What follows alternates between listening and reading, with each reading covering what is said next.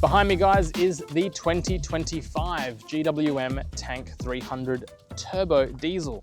That's right, the Tank 300 lineup has just received an update, and that means that you can now buy a 2.4 litre turbo diesel, which is also going to give you an extra 500 kilograms of towing capacity, which is fantastic for a car that in its top form is a tad over 50, and in its more affordable form, it's just under 50,000. Prices should be on screen so you can see the difference between the two. Now, the one we have behind us is the Ultra, which is the 2.4 litre turbo diesel, Ultra top flagship model. This is a 51,990 drive-away vehicle at the time of this review, and it looks absolutely stunning in pearl white. Let's pop the bonnet and see what you get. Now, underneath the bonnet, you're gonna have a 2.4 litre turbo diesel engine, and this engine is actually quite fantastic on the road. So it's got plenty of power, it's really, really punchy and responsive, but also silky smooth. It's 135 kilowatts worth of power, 480 Newton meters worth of torque, and a fuel consumption rating of 7.8 litres per 100 kilometers.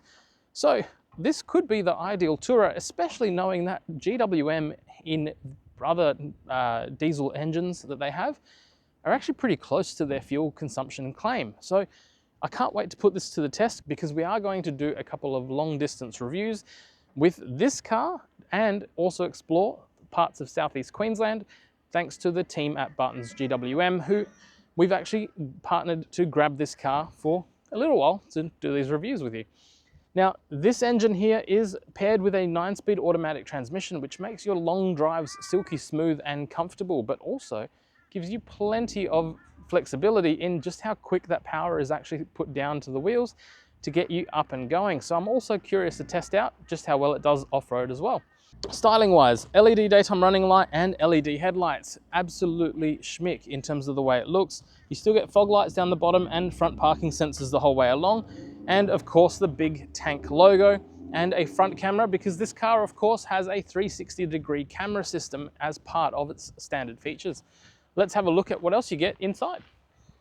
Now, on the outside, before we go inside, the mirrors, unpainted plastic finish, fantastic, because you're gonna go off-road and you're more than likely gonna scuff those up. So there's no point having a very large item sticking out from the main body that is gonna pick up branches and leaves and everything else that it's gonna scratch with.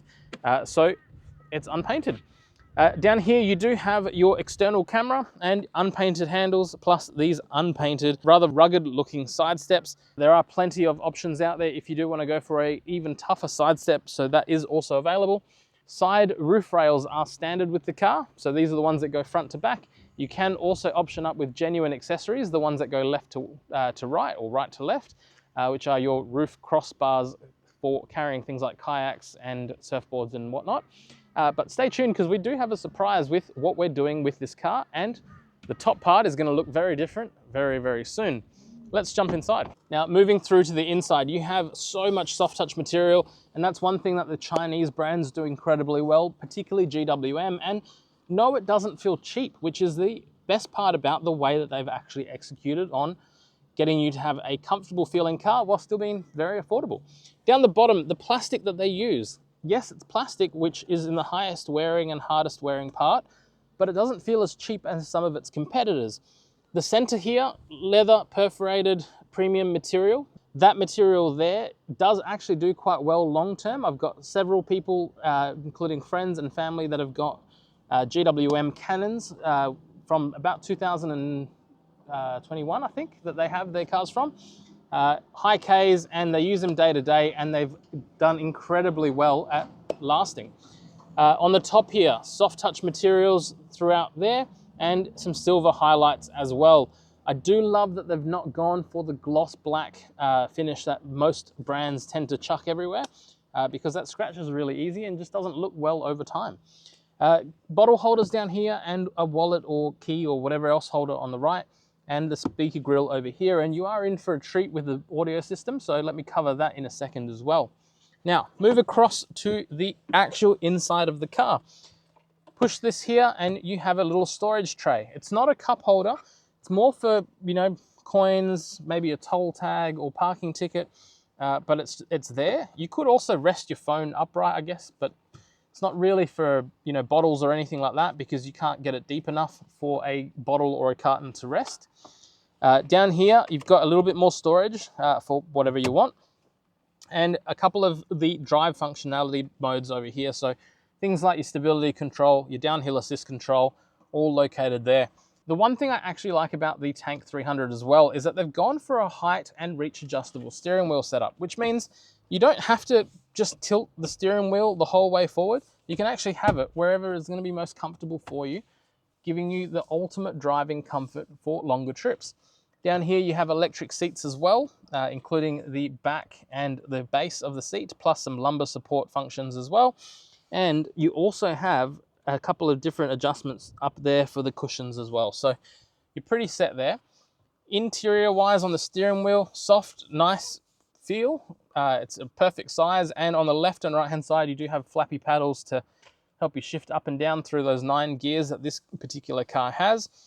Volume control and phone control buttons are all on the steering wheel, which is nice and easy, plus a couple of programmable shortcuts here for things you might use on the go quite regularly in the menu for your center entertainment. The great thing with that is there is an off-road screen or function, so you could even shortcut to that if you are going on and off-road quite regularly, and that will give you a number of extra features and functions, which we'll cover in a second as well. So come around to the center, let's have a look what you get over here. So moving through to the inside, you have a ginormous amount of space. Basically everywhere and anywhere you can basically store whatever you want, and that's great. Very deep cup holders just here. Wireless charging pad here, USB-A and a USB-C charging outlet just there. Plus the USB-A also does your hardwired Apple CarPlay and Android Auto. 12-volt charger just to the right there, and a dummy cigarette lighter. Plus you have your 4-wheel drive high and low functions just here as a turn dial, similar to other leading 4-wheel drives. And on the left-hand side, you have your different terrain and drive modes as well to get you, a little bit more comfortable on the road, or potentially maybe some loose rock or sandy tracks or anything like that. You have those functions there. The other cool thing with the Tank 300 in the Ultra spec is you have 3 diff locks. That's right. So you have a center diff lock, plus you have the front and rear diff lockers as well. You have tank turning, which means you can put your foot on the brake, turn that button to activate it. That will brake one particular wheel as you're turning in that direction. It allows you to turn in a much shorter and more defined and controlled area. So if you're off-road, this is particularly handy. If you're familiar with the Land Cruiser 200 series, that launched with a similar mode, and it was turn assist or turn control assist, and works exactly the same and does an exceptional job at doing so. Air conditioning controls look like you should be in a private jet or potentially even a fancy luxury car, but you're actually in an off-roader that's incredibly comfortable for Monday to Friday daytime use, as well as weekends where you want to go and adventure and camp and go and explore, which we're going to do a lot of in this car, so stay tuned. Those air conditioning vents turn and adjust really, really easily, and they're super easy to actually position exactly where you want that air to go, so I'm a big fan. I like the touch on the center here of this analog, old kind of luxury type clock built into the dash rather than a digital display. However, if you're not smart enough to work out how to tell the time on an analog display, you do get a digital readout at the top here on your information display that's for the driver. You also then get that time again on this information display over here for your infotainment. So plenty of ways to make up for it. Heated seating on both the front seats is available through those dials just there, and the perforated premium seating on the front is absolutely comfortable and surprisingly not that sweaty, so great job there again. You get this very soft touch but sturdy grab handle for those off-road adventures, a push button and sprung system down here that allows you to drop this down and be able to get your things out of your glove box. You've got this nice pattern and beautiful touch feel there. So everything about this feels premium and feels like a much more expensive car than you're actually inside. And that's one thing that the Chinese have done really, really well with their cars. The other great thing with the Tank, speaking to many Tank 300 owners, a lot of these materials have held up now that some of these cars are starting to hit 100, 150,000 Ks after many years in the Australian sun. So it's actually pretty cool to see. The other cool thing that I like that GWM does with their cars, which some other brands don't, is that on the indicators and the wipers, they've put them in the right place. So your indicators are on the right-hand side with your headlight control, wipers on the left-hand side, because that's how it is in Australia. It might be in other parts of the world that they're the other way around, and some other brands just give us a car that has the indicator on the left and the wipers on the right. Small little things. The other cool thing is the frameless mirror design up the top here is a very, very functional mirror. Very nice design as well, and your rain sensing wipers are located just through here. At the top here, as this car is literally brand new, it has a sunroof, but the sunroof is, the cover itself is still covered in the shipping plastic. It's not my car just yet, so I don't want to touch it and pull stuff off. I'm going to let them do it as they build this car out for us to use for some of the upcoming adventure series that we have planned. So make sure you stay tuned for that. Sunglass holder just here, and a couple of other little bits and pieces just through there to open and close that sunroof, as well as the lights and functionality there. The digital display in the center here is fantastic because it does show you the navigation that's built into the car. And of course, you can use this screen up here for Apple CarPlay or Android Auto. It is pretty responsive in the way that it works, and the off-road mode is kind of cool. So a couple of the things you can have here is you can see what tire pressures your tires are currently at. You have an atmospheric pressure indication just there, a altitude, pitch control, compass for orientation, telling you which of your diff locks are or are not locked. You have a Conqueror perspective, which pulls up this camera system on here to help you see all of this, and a clear chassis view as well, so that you can see what's directly underneath you, which has all been recorded by the cameras as well. So plenty to view there. Plus, you also get an expert mode, which unlocks a couple of other customizations around stability control, steering, drive mode, as well as high-speed off-road racing mode. So you've got quite a bit there that you can customize, that you can play around with, and that you can make your own. Let's have a look at the back and see what you get in the back. Now, in the back here, you have plenty of space, good headroom, good arm room, and good distance between you and the seat in front, which also means you have good footroom underneath the front seat. And why is that handy? Well, on longer trips, you might want to stretch out, you might want to recline these seats, or you want to kind of just have it feeling a little bit more you. And rather than just being stuck to this position, that might be a little bit more comfortable if you've got slightly longer legs. Aircon vents just here, plus the USB outlets just down here to charge up your devices, plus a little tray to just pop your device if you are charging. Seat back pocket holders just there. You've got ISOFIX ports on both of these back seats, plus an armrest that drops down with your cup holders. And the other cool part to this as well is these seats, they fold down and reveal top tether points directly behind each of these two seats here, which once again makes it absolutely fantastic. And very comfortable design in the actual seat. So I quite like that about these seats as well. Now, if you are camping and perhaps you want to go away, maybe you want to sleep in the back, or you just want a bit of extra room in the back, you can actually make that happen. So what you do is you press this button here, or you pull that tab, I should say. That folds this forward. Then you pull this over here, folding that down for you, giving you a tremendous amount of space behind, which basically doubles your boot space. You could easily sleep in the back of it, but also just carry things like swags, tents, whatever you want to have in the back without overloading the back of your car. So again, great little setup and thoughtful design by the guys at GWM. Now, with the tires and rims, now you have a 18-inch alloy and tire combination. The tires are Michelin highway terrain tires. So on this particular car, you get a very comfortable, smooth, quiet drive. And it's good for the beach because they are highway terrain tires, so you can deflate them and you don't need to have all terrains or mud terrains for the way that most people spend time at the beach.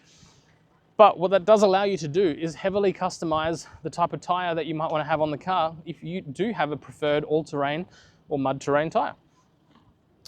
Now, opening up the boot, you have a very generous cargo area, so plenty of space. You can definitely fit a large swag, stroller, pram, shopping, gifts, whatever you want to have, suitcases. You can definitely fit them. We will do a storage capacity test using our suitcases, as we have been doing. Another time, we just don't have them today. Underneath here, of course, you're not going to find your spare tire because it's hanging on the back of this car. You'll actually find a subwoofer system there, plus a couple of other safety related items such as a road safety triangle. Nice and neat and nice and simple. A couple of cargo tie down hooks on the sides just there, as well as down there, allow you to tie everything down exactly how you need it. And over here, you've got a couple of little hooks again, up to 3 kilos to be able to fit whatever you want on there, maybe shopping, maybe, I don't know, any other bag that you have as well. And at the back, you have your spare tire and your reverse camera as well. So let's go for a drive and see how it drives.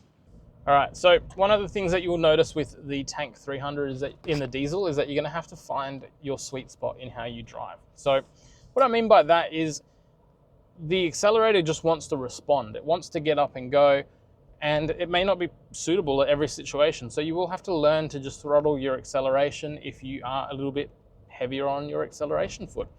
That being said, once it gets up and goes, you're going to want to be able to have that responsiveness the whole way through. But it seems eager to take off the minute you put that foot down. It does hesitate a little bit if you hesitate. And what I mean by that is if you don't put your foot the whole way down and you kind of hesitate and and ah on how much or how little you're going to put the input into the actual accelerator pedal, the car will pick up that you're not really certain either, and it will actually slow down the amount of get up and go that you have at takeoff. So definitely learn your car when you go out for a drive. One of the things I absolutely love about GWM and a lot of these Chinese brands when it comes to four-wheel drives is the cars are actually pretty practical in how they drive off-road, but they've also been designed in a way that they're also relatively smooth around town, but still capable off-road. And more importantly, they're actually not that noisy inside the car when you are driving around day to day, because let's face it, no one wants a noisy car for most of the driving that they're doing. So works incredibly well there. But super comfortable, very, very nice and luxurious in terms of the ride and the feel. Plenty of visibility as you expect out of a Tank 300. And the thing I do love about this particular car is it doesn't beep and bing and bong at me at every single chance that it gets. It actually gives me a chance to drive and gives me a chance to be a driver. Although it has a driver assistance monitor just there, it's not actually having a go at me when I look at the camera or I look at the Apple CarPlay unit or I look maybe a little bit wonky out the front window. It just lets me get on with my day and lets me get on with what I need to do. So it's been designed quite well to keep you actually being a driver. So I quite like that. And acceleration, as I've mentioned, it has plenty of power for you to get up and go.